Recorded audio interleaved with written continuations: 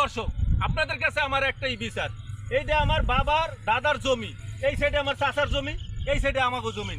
এই দেখেন ওই পর্যন্ত ছিল আমাদের জমিন, আজকে আমার চাচায় এই পর্যন্ত নিয়ে আইছে কাইটা। আমি কিন্তু বাড়ি থাকি না, আমার বাবা মারা গেছে, আপনারা তো জানেন, আমি বাড়ি থাকি না। কিন্তু কেন এই চাচা এই থেকে এই পর্যন্ত কাইটা আনছে আমি কিন্তু জানিও না। কিন্তু আজকে আমার ওয়াইফে ফোন দিয়ে বললো যে আমাকে জমি কাইটা চাচা এদিকে বলাইতে আছে। এই দেখেন এতখানি জমি বলাইছে। এখন এই বিচারটা আমি কারে দেবো? চাচার গায়ে তো হাতও তুলতে পারবো না, কারণ চাচা তো চাচাই, চাচা আমার বাপের সমতুল্য, চাচার গায়ে হাত তুলতে পারবো না। এখন এই কথা বলতে গেছি দেখা আজকে চাচা আমার দুইটা ধাক্কা মারছে, আমি উপরে পড়ে গেছি, কিচ্ছু কই নেই চাচারে।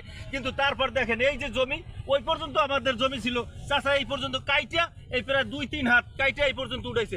এই বিচারটা আমি আপনার কাছে দিলাম, যারা আমার দর্শক আছেন, যারা এই ফেসবুক পেজে আছেন, সবার কাছে এই বিচারটা দিলাম। এই বিচার আপনারাই করবেন, আমি কিছু করবো না। চাচার গায়ে তো হাতও তুলতে পারবো না। আপনার কাছে বিচার রইল। ধন্যবাদ সবাইকে।